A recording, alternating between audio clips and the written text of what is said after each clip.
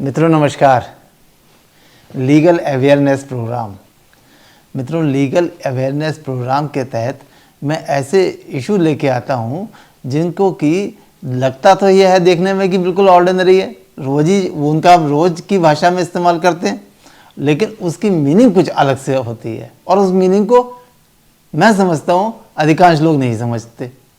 और क्या समझते हैं, जो एक काम है उसको आगे बढ़ा देते हैं। क्या है, आज हमारा सब्जेक्ट है नॉमिनेशन, नॉमिनी।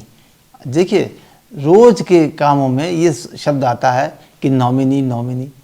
क्या नॉमिनी? बैंक का खाता खुलवाने जाइए तो बताइए नॉमिनी, एफडीआर बनवाइए, डीमेट अकाउंट करवाइए, शेयर्स करवाइए, लाइफ इंश्योरेंस पॉलिसी लीजिए, कोई सी भी पॉलिसी लीजिए, हर जगह वो कहते हैं नॉमिनी भरिए। तो क्या होता है, वो उसे पूछते नॉमिनी में एक फैमिली का किसी का नाम भर दिया, हो गया नॉमिनी, और पॉलिसी इशू हो गई, अकाउंट खुल गया, एफडीआर बन गई, हो गया काम। तो इसका मतलब तो समझा ही नहीं कि इसका मतलब क्या है, नॉमिनी का मतलब क्या है। तो नॉमिनी का मतलब जनसामान्य ये समझते हैं कि अगर वो बैंक अकाउंट होल्डर या पॉलिसी होल्डर किन्हीं परिस्थितियों में ख़त्म हो जाता है, उसकी डेथ हो जाती है, तो उसका जो पैसा है वो किसको मिलेगा?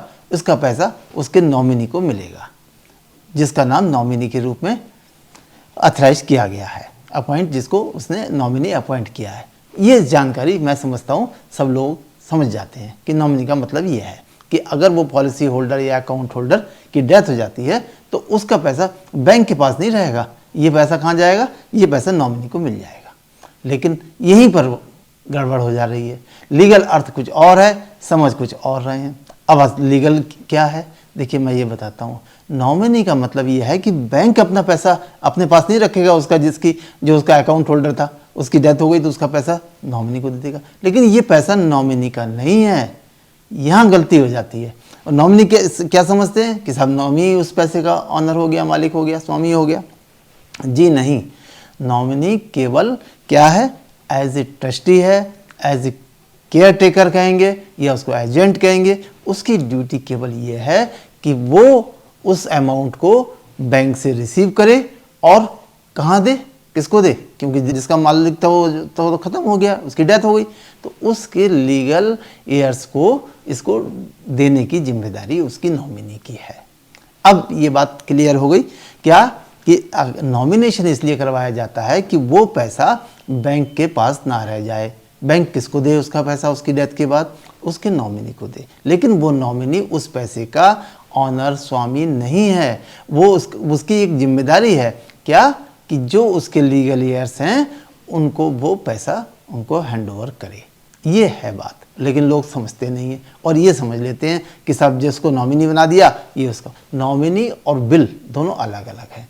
अगर जो उसका जो ऑनर है, जो अकाउंट होल्डर है, पॉलिसी होल्डर है, उसने बिल नहीं करी है, ये नॉमिनेशन किया है, तो नॉमिनेशन किया जाना, नॉमिनी बनाया जाना बिल्कुल साफ है। और इससे ये बात पता चल जाती है कि उससे उस पैसे को, जो उसका पैसा था, जो पॉलिसी से जो उसकी क्लेम थे, वो नॉमिनी रिसीव करेगा और रिसीव करके उसके लीगल एयर्स को हैंडओवर करेगा।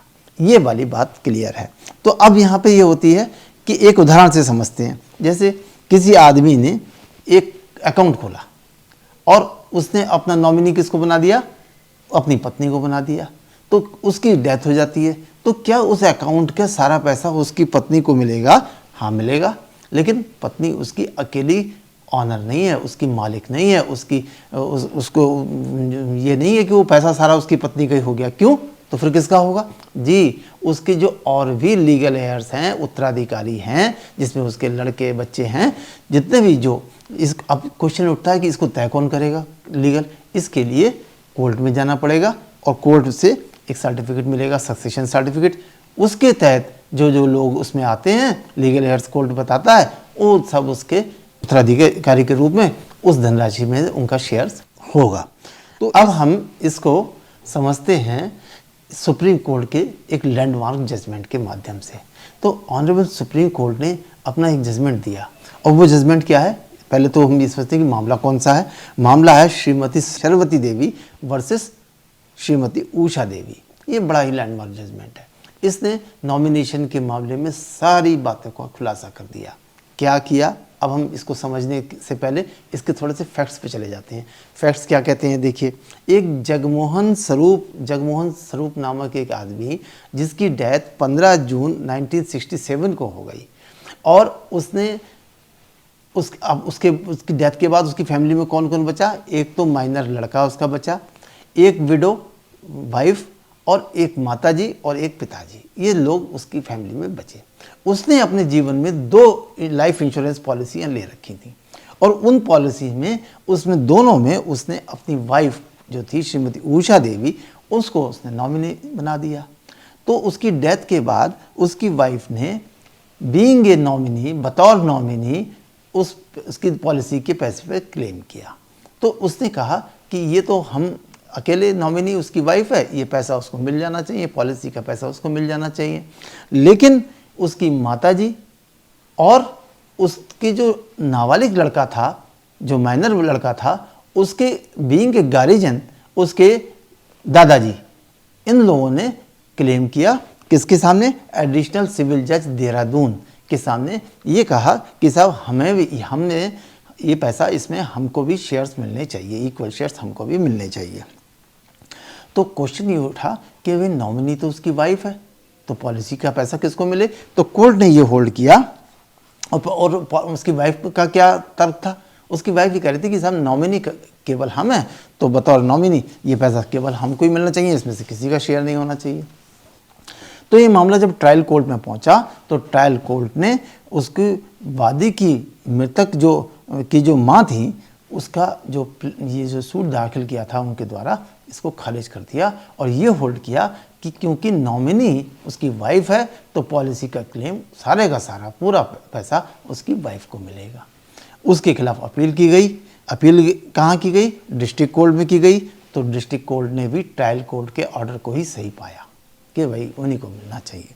उसकी फिर अपील की गई, क्योंकि ये मामला उत्तराखंड बनने से पहले का था, इसलिए देहरादून का ये मामला ऑनरेबल हाई कोर्ट इलाहाबाद के सामने पहुंचा अपील में। तो ऑनरेबल हाई कोर्ट इलाहाबाद ने भी वही नीचे ट्रायल कोर्ट और डिस्ट्रिक्ट कोर्ट के ऑर्डर को सही पाया, और उन्होंने कहा कि नहीं, क्योंकि नॉमिनी में उसका नाम है अकेला, तो इसलिए उसी को ही धनराशि मिलेगी।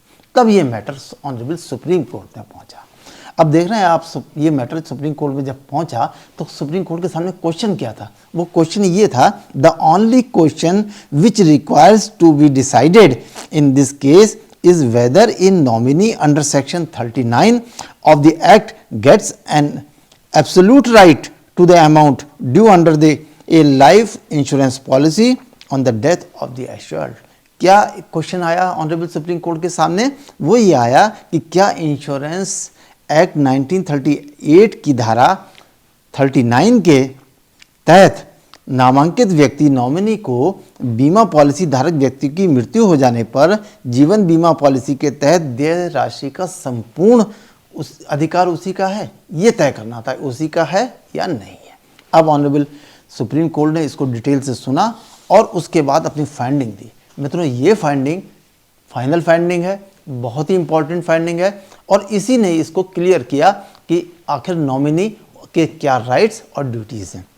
अब मैं इसको पढ़ता हूँ, क्या है, the nomination only indicates the hand which is authorised to receive the amount on the payment of which the insurer gets a valid discharge of its liability under the policy. मतलब साफ जो बात पहले आई कि नॉमिनेशन का मतलब उसके पैसा हैंडओवर करने का है, किसके लिए, जो इंश्योरर है जिसने बीमा लिया था उसकी लायबिलिटीज़ को फुलफिल करने के लिए, उसकी लायबिलिटीज़ जो हैं, जो उसके उत्तराधिकारी हैं, लीगल हेयर्स हैं, उनके को हैंडओवर करने के लिए। फिर आगे क्या कहा, the amount however can be claimed by the hairs of the assured in accordance with the law of succession governing them. उसको जो लीगल हेयर्स हैं उनमें ये पैसा जो उसने लिया है, वो लीगल हेयर्स उसको पैसे के लिए क्लेम भी कर सकते हैं। आगे क्या कहा देखिए, in view of the above conclusion the judgments and the decrees of the high court, the first appellate court and the trial court are liable to be set aside. Honourable high court ने कहा कि जितने भी नीचे से ये orders आए हैं, ये सब को समाप्त किया जाता है, निरस्त किया जाता है। क्यों कि it is hereby declared that each of the plaintiffs is entitled to 1/3 share in the amount received under the insurance policies in question and the interest which may have been earned by the investment। ये कह के कि उनको सबको 1/3 amount 1/3 share के लिए वो सब लोग इंटाइटल हैं और ये पैसा उनको मिलेगा। That suit stand decrease accordingly. और इस तरह से ऑनरेबल सुप्रीम कोर्ट ने ये क्लियर कर दिया कि केवल नॉमिनी के में उसकी वाइफ का जो नाम था और लीगल हेयर्स का नाम नहीं था, तो इसलिए उनको उनके हिस्से से वंचित नहीं किया जा सकता। देखिए क्लियर बात हो गई। तो अब क्लियर मतलब क्या निकला कि नॉमिनी केवल एक ट्रस्टी है, एक केयर टेकर है या एजेंट कहें उसको, जो कि एज ए नॉमिनी धनराशि प्राप्त करता है बैंक से या पॉलिसी से जहां से भी है, और उसको सक्सेशन एक्ट के अनुसार लीगल हेयर्स को देने का जिम्मेदारी है।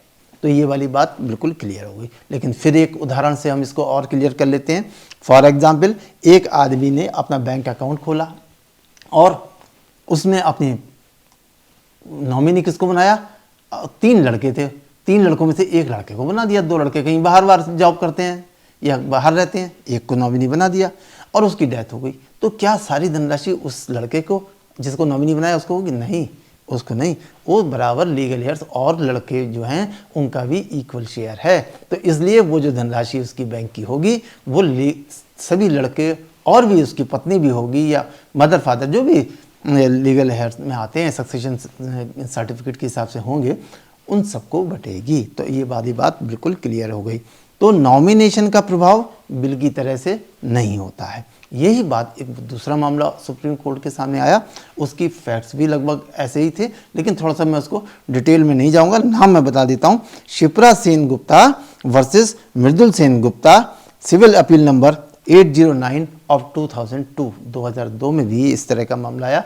उसमें भी यही इसी तरह की क्वेश्चंस आए। तो उसमें ऑनरेबल कोर्ट ने ये कहा कि नॉमिनी वो होता है जो नॉमिनी बनाने वाले व्यक्ति की मृत्यु के बाद उसकी धनराशि उसके लीगल उत्तराधिकारियों की ओर से प्राप्त करता है। तो धनराशि किसकी है? लीगल हेयर्स की। और वो रिसीव कौन करता है? नॉमिनी। लेकिन मित्रों इसके एक्सेप्शन भी हैं, अपवाद भी हैं। अपवाद क्या? तो अब तो ये बात बिल्कुल सुप्रीम कोर्ट के ऑर्डर से भी क्लियर हो गई कि भाई नॉमिनी क्या है। नॉमिनी का केवल एक ड्यूटी है कि वो वहाँ से पैसा इकट्ठा करेगा, ले लेगा, लेकिन उनको देने की जिम्मेदारी है। तो ये वाली है। लेकिन इसके एक्सेप्शन क्या है? इसके एक्सेप्शन है life insurance policy. Life insurance policy जीवन बीमा पॉलिसी।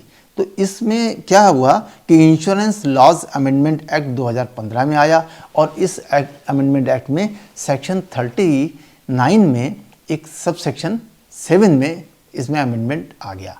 क्या आया मैं पहले पढ़ के बताता हूँ, फिर इसको डिस्कस करेंगे। तो ये एक तरह का एक्सेप्शन दिया। और एक्सेप्शन कैसे हुआ? क्या लिखा है? Where the holder of a policy of insurance on his own life nominates his parents or his spouse or his children or his spouse and children's or any of them, the nominee or nominees shall be beneficially entitled to the amount payable by the insurer to him or them। इसमें ये clear कर दिया कि life insurance policy में अगर nominee अपने माँ बाप, माताजी पिताजी, पत्नी, बच्चे या इनमें से एक को, इनमें से अगर किसी को बनाया जाता है तो जो नॉमिनी होगा वो सारी उसकी मृत्यु के बाद सारी धनराशि उसी को जाएगी। इसमें डिस्ट्रीब्यूशन लीगल हेयर्स के हिसाब से नहीं किया जाएगा। ये उसका एक एक्सेप्शन है। अगर लाइफ इंश्योरेंस पॉलिसी में कोई व्यक्ति अपने माता पिता, पति या पत्नी या बच्चों को अपनी पॉलिसी का नॉमिनी बनाता है तो उसके जीवन के बाद उसके द्वारा निर्धारित नॉमिनी को उसकी पॉलिसी का पूरा धन मिलेगा और वही संपूर्ण धनराशि का स्वामी होगा। तो ये भी बात क्लियर हो गई, क्योंकि ये अमेंडमेंट 2015 में आया और ये जो पहले सरस्वती देवी का केस था ये पुराना है, उस समय ये अमेंडमेंट नहीं था। इसलिए लाइफ इंश्योरेंस की जो उसकी क्लेम थे वो उसकी नॉमिनी के नाम उसकी पत्नी के होते हुए भी इसमें डिस्ट्रीब्यूशन हुआ था लीगल हेयर्स का। यही केस अगर अब की तारीख में होता 2015 के बाद तो इसमें सबके राइट नहीं होते, केवल उस पत्नी के ही होते, लेकिन अब अंतर यह आ गया। तो ये बात क्लियर हो गई। मतलब नॉमिनी का जनरल रूल जो है वो बैंक के खातों, शेयर्स या एफडीआर, फिक्स डिपॉजिट जिसको कहते हैं, और अन्य जमा धनराशि के लिए ये है कि नॉमिनी केवल ट्रस्टी, एजेंट या केयर टेकर की हैसियत रखता है। तो मित्रों ये वाली बात बिल्कुल क्लियर हो गई। अब मैं 2-3 इस पे क्वेश्चंस जो हैं मैंने बनाए हैं कि इन क्वेश्चंस के माध्यम से भी इसको हम समझ सकते हैं। पहला प्रश्न क्या कि ऐसी स्थिति में कि नॉमिनी की डेथ पॉलिसी होल्डर की डेथ से पहले हो गई। अब जिससे ए ने किसी को नॉमिनी बना दिया और बाय द वे जिसको नॉमिनी बनाया था वो पहले ही उसकी डेथ हो गई, तब फाइनली जब उसकी जो पॉलिसी होल्डर है या बैंक अकाउंट होल्डर है उसकी डेथ होगी तब क्या होगा। तो ऐसी स्थिति में पॉलिसी होल्डर या अकाउंट होल्डर की समस्त धनराशि उसके लीगल हेयर्स को जाएगी। लेकिन ऐसे में बैंक क्या करता है, वो कहता है कि सब सक्सेशन सर्टिफिकेट लाइए, जो कि कोर्ट से मिलता है, और उस सर्टिफिकेट के हिसाब से जो कोर्ट जिनको लीगल हेयर्स बनाता है उनको वो धनराशि दी जाएगी। तब तक बैंक उस धनराशि को होल्ड करके रखेगा। अब क्वेश्चन उसमें ये उठता है कि जब बैंक नॉमिनी को पेमेंट करता है तो वो उससे एक अंडरटेकिंग ले लेता है, उससे एक श्योरिटी बॉन्ड ले लेता है कि अगर इन फ्यूचर क्लेम आया और कोई क्लेम में धन चेंज आई तो सारी धनराशि देने की जिम्मेदारी उसकी होगी। अब देखिए नेक्स्ट क्वेश्चन, क्या नॉमिनेशन में बदलाव चेंज किया जा सकता है? जी हाँ, ये भी किया जा सकता है। नॉमिनेशन जो है वो कभी भी एक एप्लीकेशन देकर बैंक में जाकर या इंश्योरेंस पॉलिसी में एप्लीकेशन देकर वो अपना नॉमिनेशन को चेंज भी किया जा सकता है। तीसरा क्वेश्चन क्या उठता है, लोगों की क्या क्वेरी होती है, क्या किसी नाबालिग बच्चे को भी नॉमिनी बनाया जा सकता है? जी हाँ, नाबालिग बच्चे को भी बनाया जा सकता है।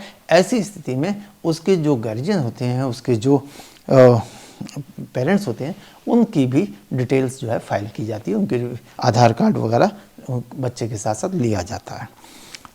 एक क्वेश्चन और है कि क्या एक से ज़्यादा नॉमिनी भी बनाए जा सकते हैं? हाँ, एक से ज़्यादा नॉमिनी भी बनाए जा सकते हैं। अब अगर एक ऐसा मामला है जिसमें एक से ज़्यादा नॉमिनी है और उसमें उसकी डेथ हो जाती है तो क्या होगा, नॉमिनी जितने भी उसके, या तो उसने अपने नॉमिनी बनाते समय सबके शेयर्स क्लियर कर दें कि किसको कितना शेयर के लिए हिसाब से नॉमिनी बनाया जा रहा है। अगर ऐसा नहीं है तो सक्सेशन सर्टिफिकेट के हिसाब से या उतने नॉमिनी की जितने भी हैं उनके बराबर बराबर शेयर्स के हिसाब से बैंक उनको पेमेंट कर देता है। अब यहाँ पर ये वाली बात बिल्कुल क्लियर हो गई कि इसमें नॉमिनी का कितना इम्पोर्टेंट रोल है। और आप ये देखेंगे कि रोज़ ये शब्द आता है, नॉमिनी बनाइए, तो नॉमिनी का अर्थ कुछ दिमाग में चलता है, समझते कुछ और है, लीगल का अर्थ और होता है। मित्रों, ये इम्पोर्टेंट जानकारी का होना बहुत ज़रूरी है और इस तरह की छोटी छोटी लेकिन बड़ी महत्वपूर्ण जानकारियाँ देना और लीगल अवेयरनेस करना, यही इसका हमारा मिशन है और मैं समझता हूँ कि इससे समस्त लोग ज़रूर लाभान्वित होंगे। नमस्कार।